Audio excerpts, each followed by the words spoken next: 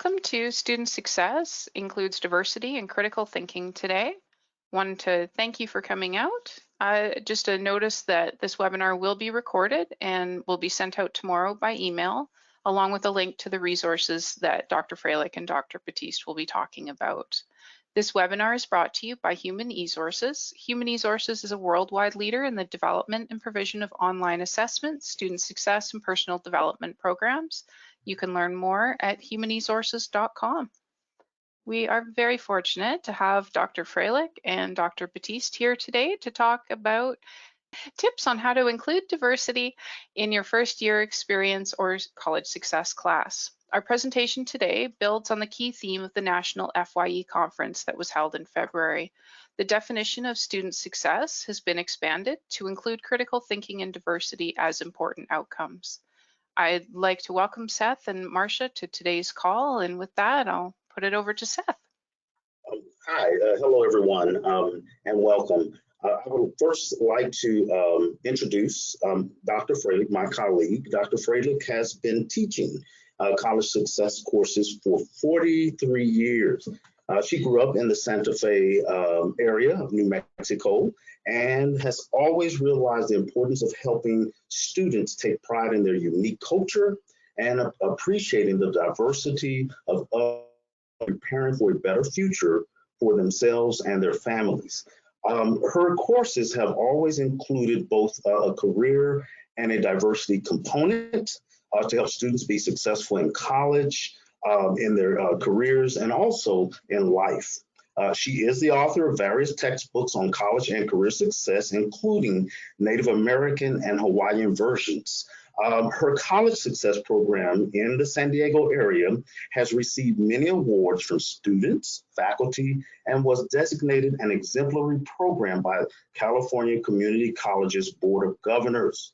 Research on program outcomes has shown a 20% in retention and an 80% success rate for students enrolled in her program. I'd like to introduce my co-author, Dr. Seth Batiste. He's the co-author of the new 9th edition of the College and Career Success textbook.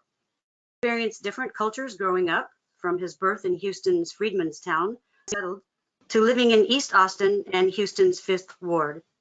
Dr. Batiste attended one of the country's most diverse universities, the University of Houston, and was an upward bound college readiness director for low-income students on Houston's East End.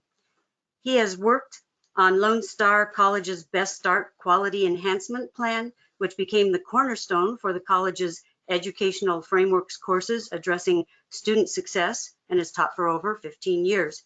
He is currently Chief Strategist for the Lone Star District and is CEO and Chief Strategist of Batiste Consulting, LLC. I'm going to ask Tamara. I'm having a little difficulty in my audio going in and out. Tamara, is it working okay on your end? You did cut out for a quick minute there at the beginning, and then it's improved since. Sorry about this, folks. We having a few internet connectivity issues. Okay, so if you missed the first minute, let me just do the first sentence again. Dr. Seth Batiste is co-author of the 9th edition of College and Career Success, and he prides himself on helping students think critically and appreciate diversity. Thank you. And I will point out that if anybody has any questions during the session, please click on, there should be a question mark that you see, and you can either send a question or you can work in the chat, and I'm here to help you out throughout the presentation, and we can have time at the end for questions.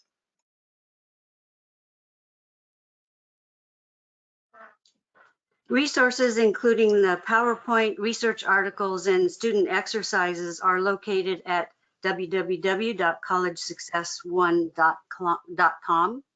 And here's what my website looks like. Just click on training notes where you see that red arrow, and you can access the PowerPoint and the resources that we mentioned. As I thought about the pandemic and the events of the past year, I thought about these important questions, especially how they would impact a first-year experience course. For example, How can we reduce systemic racism? Can that be done? Okay, so how can we do that? Can we change people's minds? I'm sorry, I was having trouble seeing. Can we change people's minds? How can we help Okay, students? and how do we know what is true? What is fake news? And how can we help students think How can critically? we engage students in meaningful discussions? And how can we increase college, career, and lifelong success?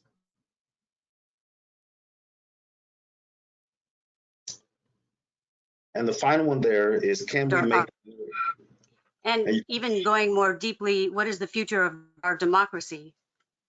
okay, and can we make the world a better place to I'm live? wondering if we're having some technical issues. We are. Basically, I think I'm getting Tamara, are into, we having some tech issues with connection? I keep losing the, Unfortunately, I sorry, believe everyone. We just need to work on some technical.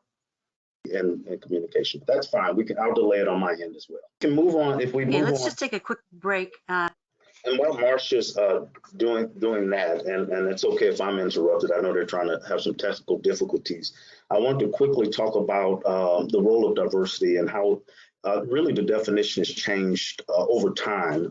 When I was a little boy, when you mentioned the word diversity, you were almost always talking about race and ethnicity and gender. But today, there are many different types of diversity within a college setting, within a workplace. And so some of those definitions include disability diversity. Actually doing the research on this textbook chapter, I ran across lots of different types of diversity and definitions and examples and even research related to the various types of diversity. Okay, maybe we have the technical issues resolved. It says that my internet is connected. So okay. Tamara, let me know if there are any issues, but let's just pick up from here and continue. So as we were saying, during the last year, we've thought about these important questions, and we were doing the new 9th edition of our college and career success text. And so our new 9th edition is an attempt to answer these questions. We have some updated chapters on critical thinking, which includes, and then another chapter on diversity and current social issues. I might also mention that the textbook has a career emphasis to help students match their personal strengths with a major and career, as well as the traditional college success topics such as motivation, time management, study skills, and lifelong success topics. It's available in print and interactive digital media options. And directions for ordering a complimentary copy are located at my resource page at collegesuccess1.com. We're going to pause for a poll. How many of you are considering adding a diversity and critical thinking component to your first year experience course? We will share ideas and materials in this webinar that you could use to add this component, or maybe some new ideas if you're currently teaching this topic in your first year experience course. I'm just watching the numbers come in, but I would say right now there's an overwhelming yes, and there's a few people who are unsure or uncertain at this point. And I'll share those results in just a quick moment. We'll give people another minute to click on their response.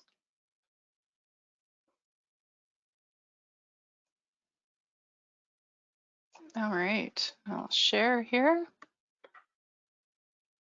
You can see this. So 80% of people said yes, and we had even 20% were unsure about adding diversity to their FYE course. Okay, so it seems that a lot of people are considering this idea. And so hopefully the ideas we present and the resources we share today will be helpful in maybe making up your mind if you'd like to do this, or maybe some new ideas for what you are doing. One of the things I've thought about is, can we change people's minds? For example, if someone holds a racist point of view, for example, can we change their minds? I've read some interesting research on the topic, and I've included these research articles in the resources for today. But here's an interesting idea. Don't try to change someone else's mind. Instead, help them find their own motivation to change. So the research on changing people's minds, the research shows us what does not work. And I've had personal experience with this, particularly over the last year, by debating with friends and family. One example is my brother and I hold different political views. And at first I just said, well, we shouldn't talk about politics because we'll interfere with our relationship, brother and sister, we care about each other. And he says, oh no, what we need to do is, you're a smart person, I'm a smart person, let's have a civil discussion. And that's been a really great way to talk about our differences and learn from each other and keep our family relationships intact. So what doesn't work is arguing, attacking, preaching, or debating. That seems to be our first impulse, and I've actually been guilty of this myself. And when you do that, it results in fighting back or shutting down. And what works tends to be, asking, of course, open-ended questions, listening carefully, asking how would it work, or looking for perhaps multiple answers to a particular question. Stating the facts has been good.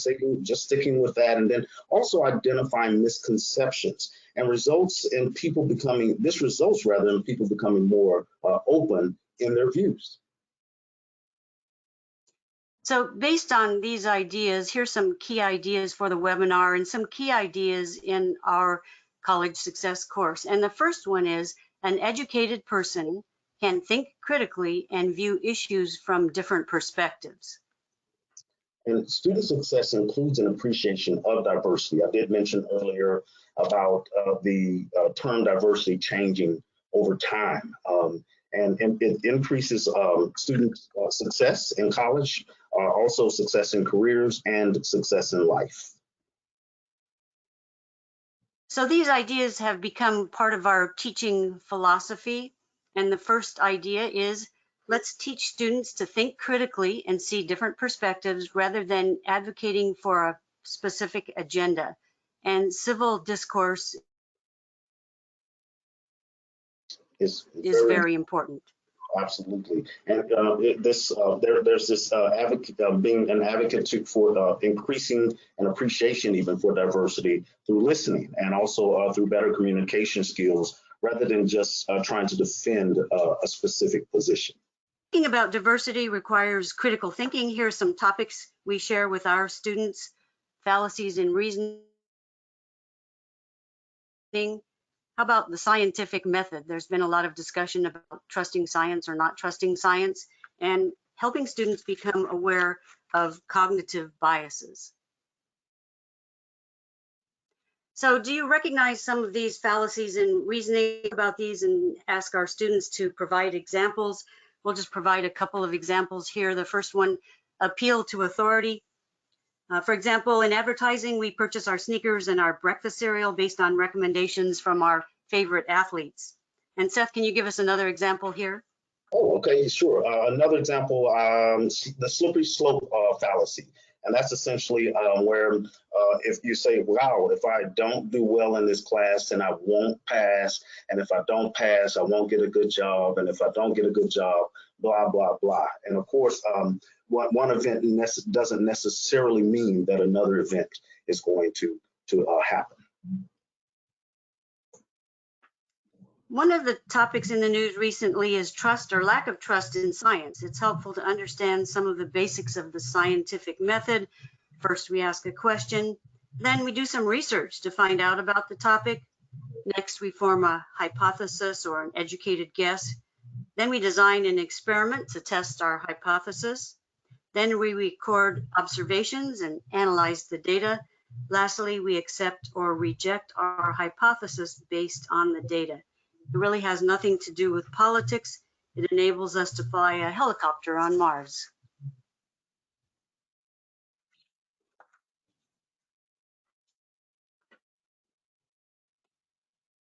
And Seth, were you going to talk a little bit about cognitive biases? Absolutely. So with the cognitive biases, these are systemic errors in thinking. And essentially, our brain has a way of making shortcuts in order to make sense very quickly of what's happening around us. And so that gives us an idea. And I'm very guilty of some of these cognitive biases. I'm always training my brain, if you will, to challenge even myself as we look at some of these.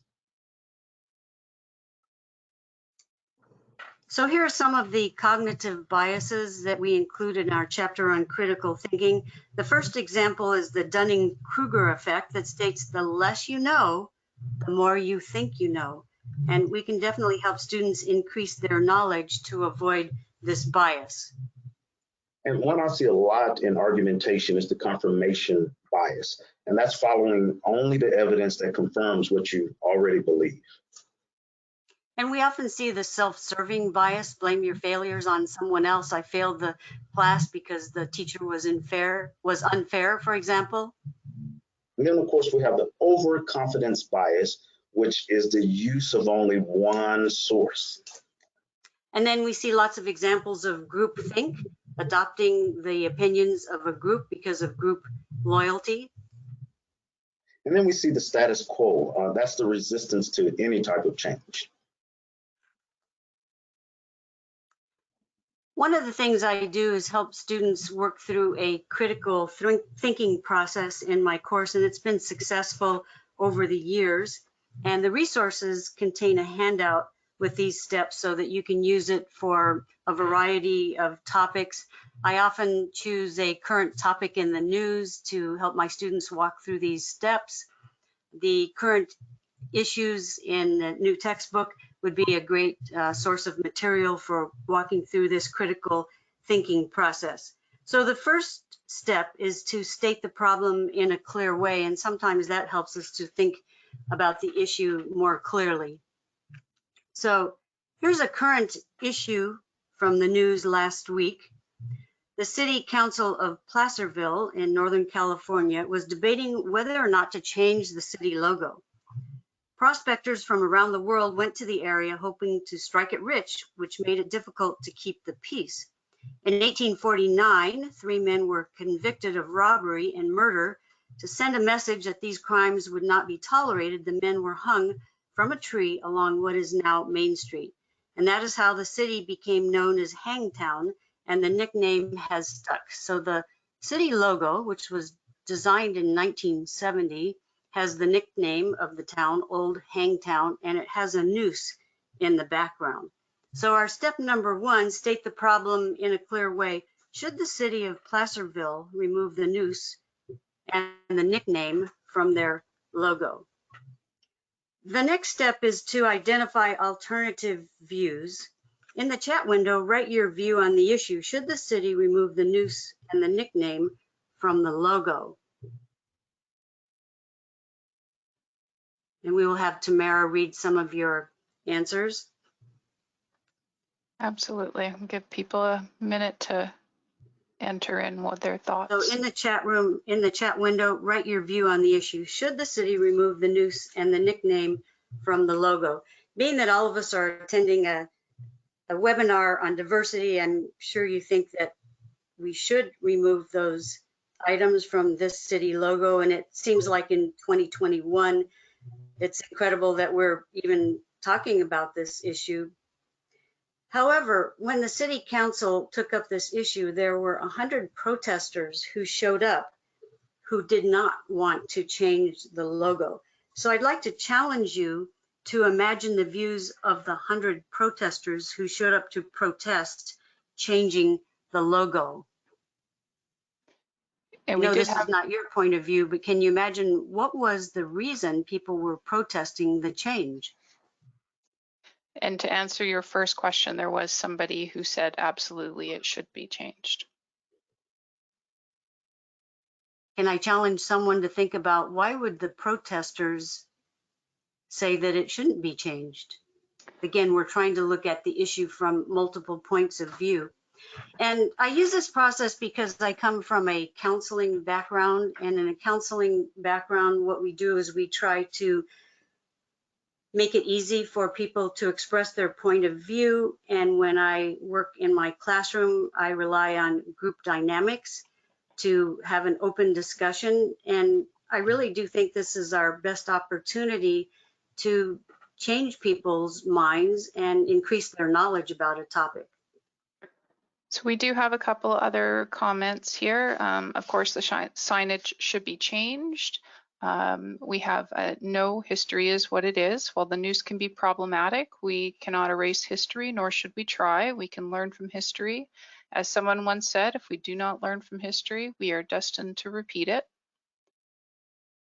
So that's exactly right. What the protesters said was, it's heritage, not hate. And another comment was, cancel culture is erasing our history. And I think it was significant that one of the comments was, we just want to have a voice in what happens next. So I think people need to have the opportunity to express their opinion, whether we agree with it or not. But if we can have a civil discussion and share our different points of view, we are more likely to make progress on the issue. So the next step in this critical thinking process is to identify your values. And so I looked up the city of Placerville, and here are the city values: eager to connect with each other in a friendly, hospitable community that embodies hometown values, mindful that diverse opinions often bring creative solutions, a safe, peaceful community with attractive homes and neighborhoods for all. So there were So, several other comments, if I can sure. quickly just say them. While there may be a historically interesting story about this town and their need to keep their town safe back then, we know that a noose is scary and very offensive to those of us who have experienced or know about racism and the KKK. I also see here's a reason not to not change the logo. The noose was not grounded on racial lynchings. It stands for law and order. Another one is we can learn from the history by talking about it without continuing it. Another comment, you could remove the noose, cancel culture, and make a choice of reflecting a new history for this town. And someone's asking, does their values match with their signage? Right. So this is a critical point, and why I like to include the values. We have to think about what's most important to us, what's most important to the city. If we value peaceful community, neighborhoods for all, and the values have to match the city logo. So I would challenge students to come up with 3 different answers. One is remove the noose and the nickname from the city logo. That's one thing. We would have another, keep the logo the same. Actually, I think this is an example of the status quo bias. That just means, well, we've always done it that way. We should continue to do that. And another alternative would be maybe form a representative committee to design a new logo so that everyone could be heard, but keeping the values in mind. And then the last step, I have students construct their reasonable view. What would they choose, looking at these different alternatives? And they could share these ideas with the class, or they could write a 1-minute paper where they talk about what they've learned from the discussion today. And again, comes from my counseling background in trust and group dynamics, that it does raise awareness. We're able to analyze the situation. We're able to have a civil discourse. We're able to respect other people's opinion. And I think it's our best hope for moving in a positive direction in the future. So in the resources, my steps are outlined there. You can use it on current social issues. Our new textbook has some current social issues that would be good material for this kind of an exercise. So talking about our new chapter, it's called Diversity in Current Social Issues, and I'll let Seth describe some of the topics that we are presenting. Awesome.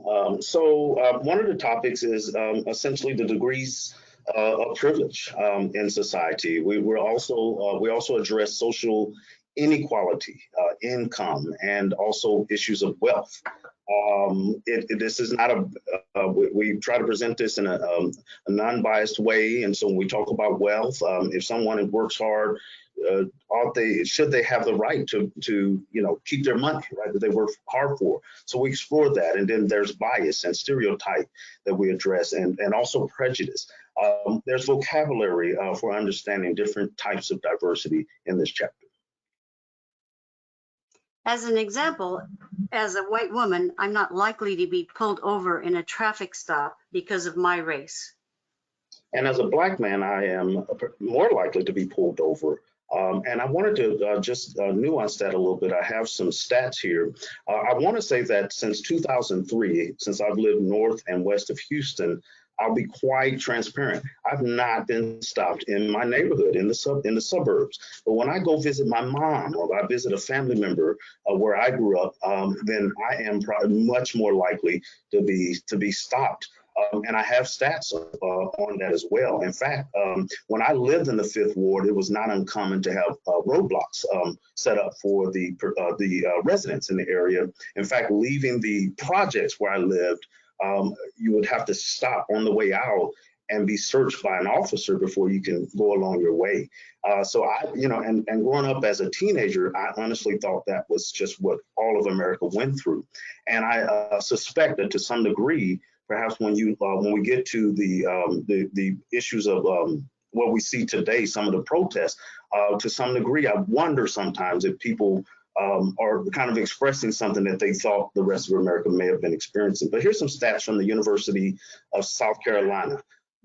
Blacks are 63% more likely to be stopped, though they drive 16% less.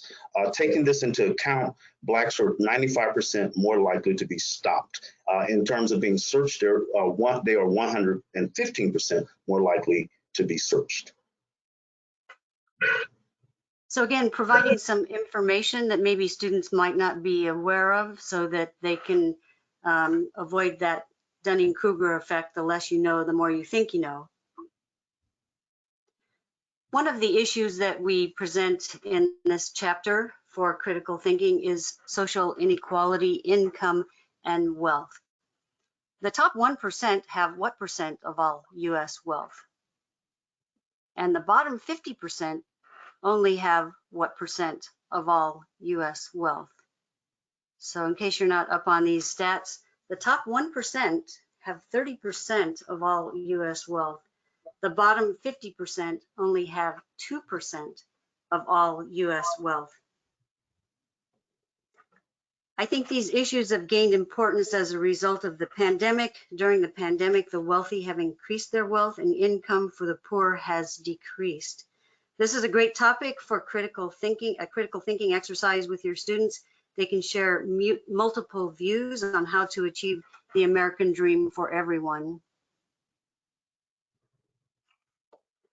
And so now we look at stereotypes. And so stereotypes are essentially the result of, essentially from the fear of people who might be different. And so we kind of put everybody into the same category, perhaps mentally. It's a quick way of making sense of the world. That might be a way a stereotype might be formed. And we often are unwilling to find all of the information we need. So maybe stereotypes are created that way. Stereotypes are common in popular culture and also in the media.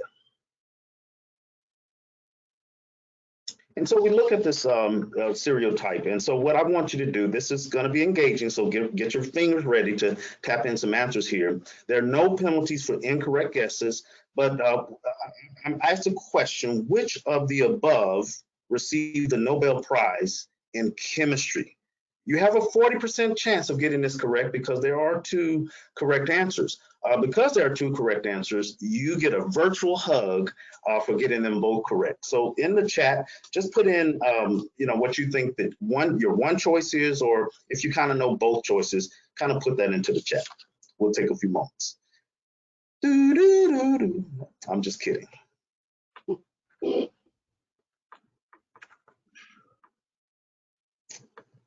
And so our moderator, as people type into the chat, she'll kind of give us an idea of the responses.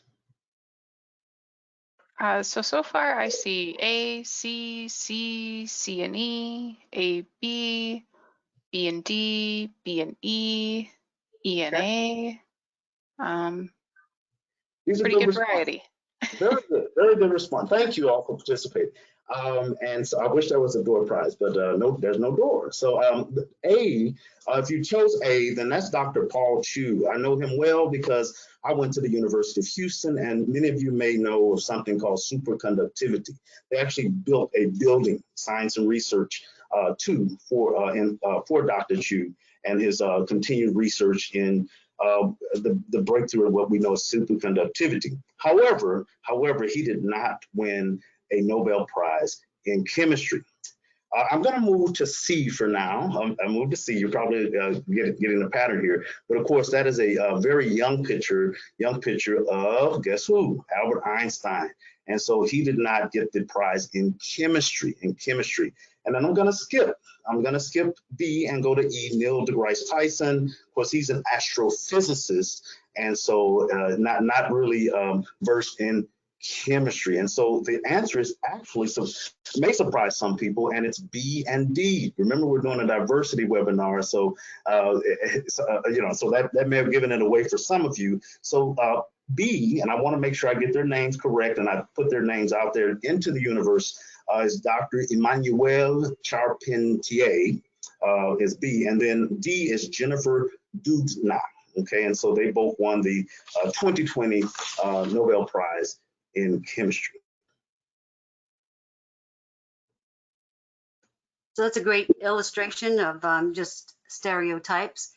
One of the items we include in our new diversity chapter is vocabulary for understanding diversity. It's helpful if students have the vocabulary needed to understand this topic. One of the most important terms to understand is race, and there's both a cultural and a biological definition. So culturally, race refers to a group of people who are perceived to be physically similar based on traits such as facial features, hair, and skin color. The current view of scientists is that race is a social construct without biological meaning. They believe that based on our shared genetic makeup, there's only one race, the human race. And so I think it's valuable for students to understand that concept. We took a risky position here and decided to include some current social issues. And again, following our criteria of trying to be objective, increase student awareness, not to promote an agenda, to talk about some misconceptions in the area. So here are a few examples of current social issues that could be used for critical thinking in a first-year experience classroom. The first one is equality for women. We briefly described some of the current issues and facts about this. Here's one. Women earn how many cents for every dollar earned by a man? Women still earn 82 cents for every dollar earned by men. I did my dissertation in 1982 about women in non-traditional careers, and at that time it was 78 cents. So it is sad that in 40 years we've only gained 4 cents in that issue. One of the things that I discovered in my research is that women choose majors that pay less. And so I try to help all students, men and women, look at their personal strengths and consider all types of careers, not just the traditional choices. So can we encourage women to consider STEM careers? There are more opportunities, there are more pay.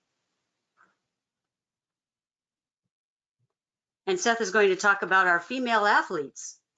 Okay, so basically what in the research that was uncovered here, we know recently the NCAA, the result of an investigation after a student posted on social media the discrepancies in the weight equipment that was given to women on a college campus versus what was given to men. And that was a hasty statement put out by the NCAA to try to correct that. And so but it was too late because we already kind of got a chance to see some of the inequality that we, in terms of how women athletes are treated versus male athletes. In our in world soccer, in our women's soccer league, our women have won, I believe it's 4 World Cups, And I had to go back and check this again, okay, because yes, though the men may have won some gold cups, but that's different from the World Cup. So, and to, you know, the men's team has not been as successful as our women's USA team. And so one of the things that the women have been fighting for, besides the, you know, obvious, which is equal pay, is to be able to play on natural grass like the men do most of the time. So these are some issues that have kind of been brought up through kind of the research we've done on this topic. And so we would love to explore it with you further during the question and answer section or segment.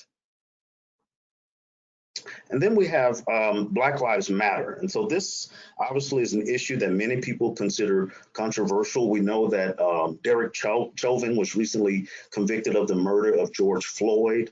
We take a deeper look at the Black Lives Matter movement, if you will. And what you find is a movement that started in 2013, actually after the verdict for George Zimmerman, after the Trayvon Martin incident in Sanford, Florida. It didn't really catch on until recently again, after some high-profile murders of mostly African-American men during in their encounter with police officers. And so the movement has kind of taken off in that sense. What we found in our research with Black Lives Matter was that of the protests that happened even after the Marbury incident, the Marbury murders, that's still going on today, and even after George Floyd's murder, what we found was that many of those protesters, in fact, the vast majority of them, are non-Black, right? The vast majority of those protesters, 2/3 or more, are actually non-Black, mostly Caucasian individuals who are between the ages of 25 and 35 and earn around $150,000 a year. So we explored this, and so we're constantly learning more because we're actually living this part of history. In our history classes, we learned that in 1492, Columbus sailed the ocean blue. He discovered a new world. The problem is that the Americas were already settled by indigenous peoples with advanced civilizations. As a result, 90% of native populations were decimated, mostly through illnesses, but also through systematic genocide. Native people were enslaved and their land taken away. Native cultures, written history, and artifacts were destroyed. There's a new PBS special called Exterminate the Brutes. And it talks about history is told from the dominant, whoever wins the battle. And so we need to take a more comprehensive view at history. So one of the topics you could use for critical thinking is, should we change Columbus Day to Indigenous Peoples Day? This is another current issue in the news. It's complex with no easy solution. My hope is that people can find a way forward on the issue to reduce suffering at our southwest border. It's helpful to understand the historical background of this issue in explaining the importance of Latinx and indigenous cultures in the Southwest. The Treaty of Guadalupe Hidalgo of 1848 took these states from Mexico: Arizona, California, Colorado, Nevada, New Mexico, Texas, Utah, and Wyoming. The treaty included citizenship and the protection of property and civil rights for Mexicans and indigenous peoples living in this new territory. The terms of the treaty were ignored, citizenship was delayed several decades, civil rights were abused, and land was taken away. At a professional development meeting at our college, we have a Native American professor, and he says that the other day he was driving down the street, someone rolled down their window and shouted at him, "Why don't you go back to your own country?" And that's just an example of how awareness needs to be raised and people need to understand the history and the background of this issue.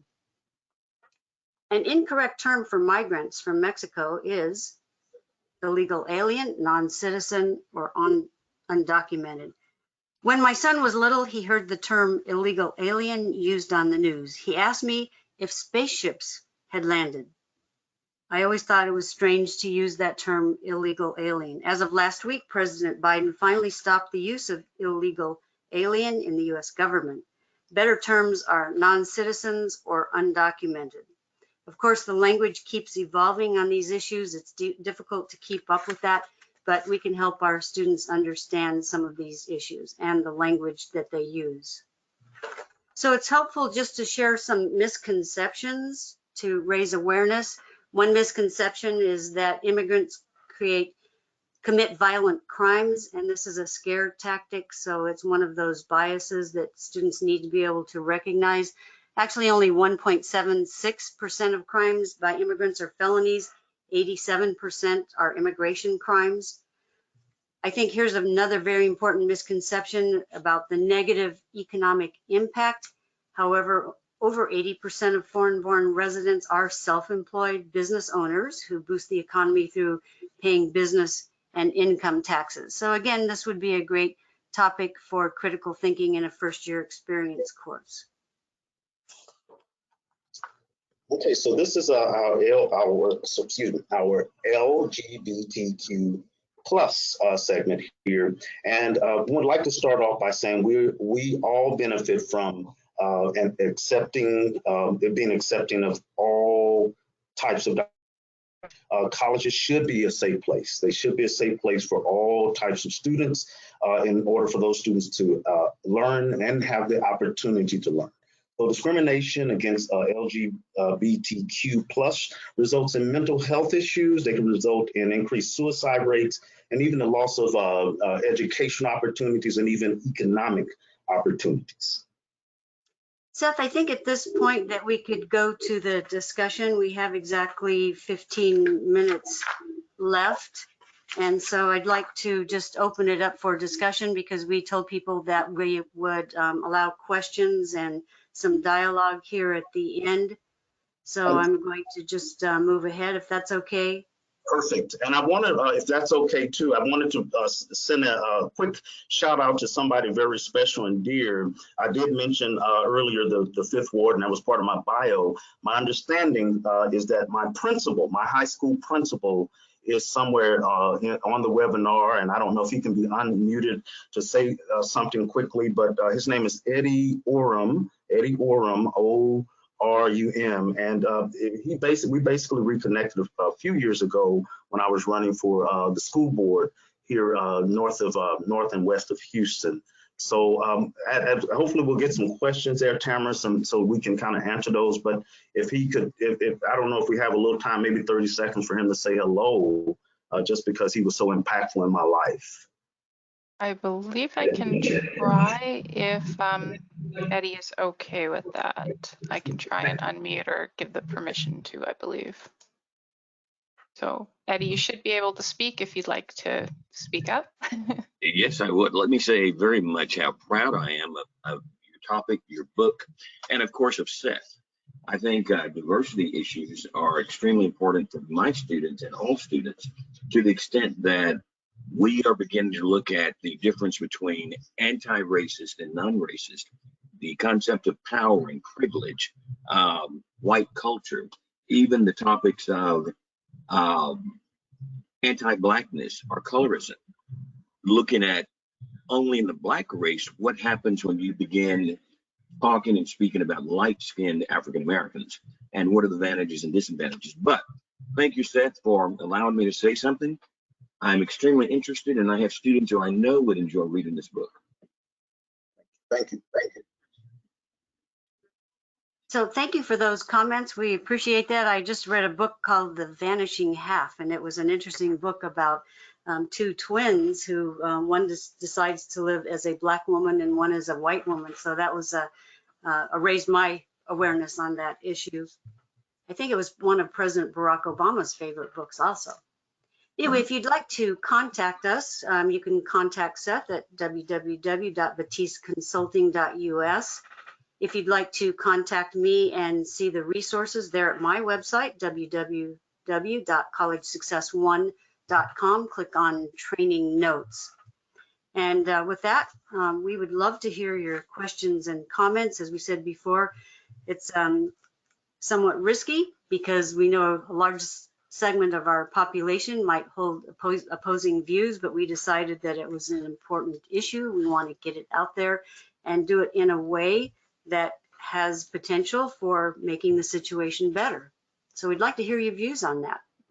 It's also something students, as we looked around, this is also something the young generation, this new and upcoming generation is wanting to hear. They you know, as these 18, 19, 20-year-olds are entering the workforce or even college, what they want to know is what their company's views are, more so than my generation. I'd like to take a step back a little bit and recognize a couple of other people who previously attended, my LSC colleagues, both from the campuses and also our system office.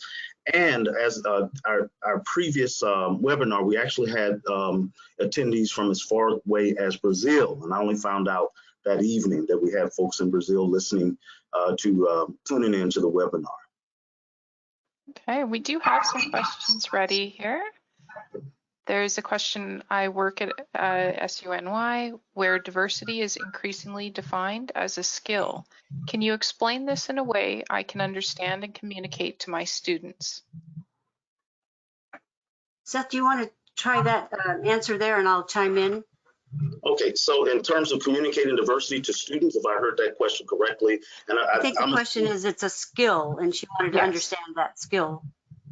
You know, one of the ways I have addressed this concept with my English students, because I actually taught developmental English for most of my college tenure, and that is really allowing the students to take a stand and having open, honest discussions in the classroom, i.e. Maybe a T-chart, I'm for or against. I would take some of the most controversial issues and ask people to literally take a stand in the classroom, and we would literally have fun kind of debating on why we believe this and why we believe that. But in order to participate, you have to come, if you came up with one reason why you believe something, you have to come up with a reason why you didn't. And so that often required talking to your classmates, because for instance, why would someone possibly be Democrat, Republican, Independent? Why are you what you are? And a lot of times the response I would get from students would be because my parents are. Right. And so, and then there's a discussion, is this the best argument or is there another, can we come up with more reasoning? And we would literally make a T-chart starting with some of our belief systems and why we believe what we believe. And I would add that it becomes something that can be fun and can be interesting. We always covered the diversity topic toward the end of the semester when students were comfortable talking with one another. One exercise I listed in the resource was a diversity poster. And I asked students to put on this poster some things that they were proud of. And for example, where were your parents born? Where were your grandparents born? Do you speak another language? Do you have some different cultural practices? Do you enjoy different foods? And then we would have an ethnic potluck. And our group is very diverse. We have lots of Christian refugees from Iraq. We have a lot of Latinx students. We have indigenous students. And so when their parents found out that this class was interested in learning about their cultural background, we would just have so much wonderful food and people enjoyed this presentation. Another idea is you can have them bring a paper bag to class and have several items in this bag and pull that out. So it's learning about your fellow classmates and appreciating them. I'm also the author of a couple of different textbooks. One is Native American and Hawaiian College and Career Success, and they're built on the foundation that if you take pride in yourself and your culture, this leads to improved self-concept and improves your chances of success. So that would be my answer to that question. I don't know, any other questions, Tamara? I wanted to add just one more thing there, if you will. We need to also know that it is okay to experience discomfort. We need to know that that's okay, and that simply means that we are intellectually open for growth. That's great points. We do have other questions. I don't know that the question was specifically addressed yet of, does the book address colorism for light-skinned Blacks as an example? Is that specifically in the book? Seth and I spent a lot of time on the outline, and we tried to limit our chapter to 20, 25 pages, and there's so many topics, but I think you could add that topic in there easily. I would encourage you to look at what's happening currently in the news, as well as the topics they introduce in the text. We could not cover all of them. We could not, and you know, you can maybe assign the Malcolm X text as, you know, because I know he addresses that in his autobiography, and I've actually experienced that as well. Being I'm lighter than a lot of my the folks I grew up with, and experienced some things as a result of that. So that, you know, I was often called pretty boy, that kind of thing. You know, the texture of my hair was always commented on if I'm playing basketball. It was assumed that I got treated better by the cops, you know, so yeah, that happens. That does happen. And Malcolm X actually talks about that as well, how the lighter skinned Blacks, when they played cops and I think cops and robbers, the lighter skinned Blacks had to be the cops. And so I thought that was very interesting. I actually read his book on my own as a teenager. Great. We have some comments. Risks are always worth taking, especially with these sensitive subjects. Great info, and I look forward to gathering more information. Thank you for that. Also, it is necessary to change the idea that there are privileged courses that students think they cannot access. So I think that it comes to affordability and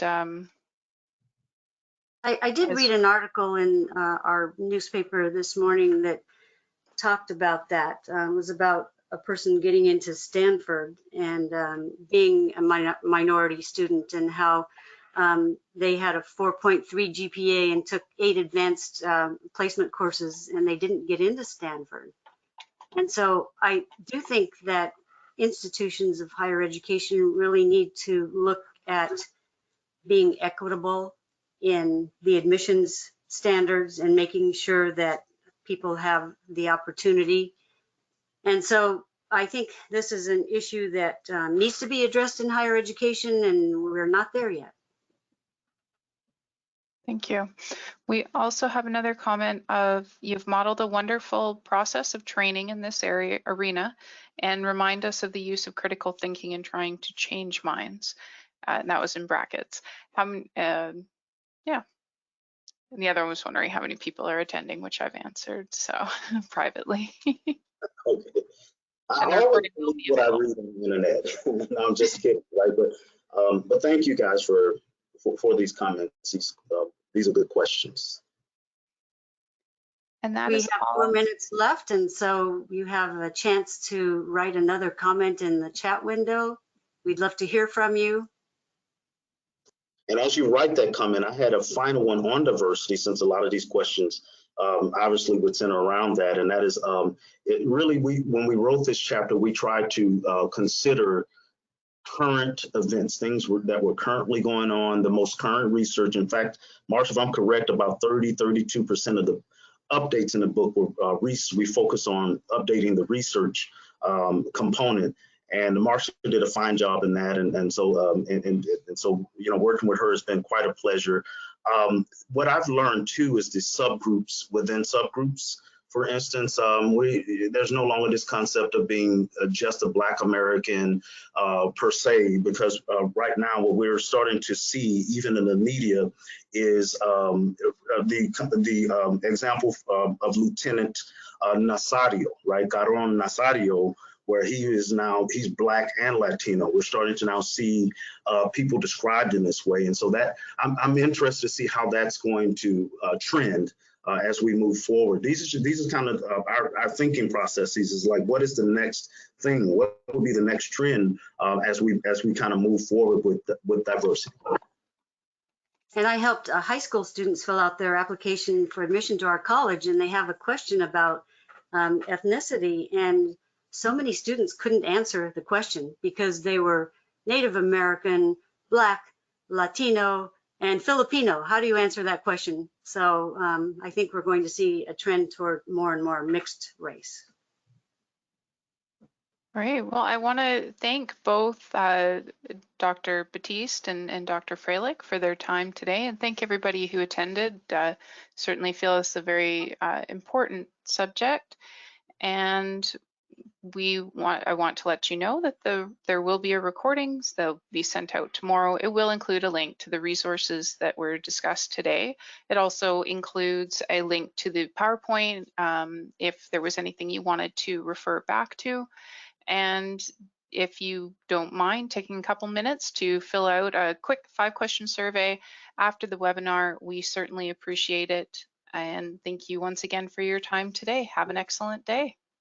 Yes, thank you for attending. Hopefully you found some useful ideas here. And my apologies for our technical issues at the beginning, but we really have no control over those. So thank you for your patience with that.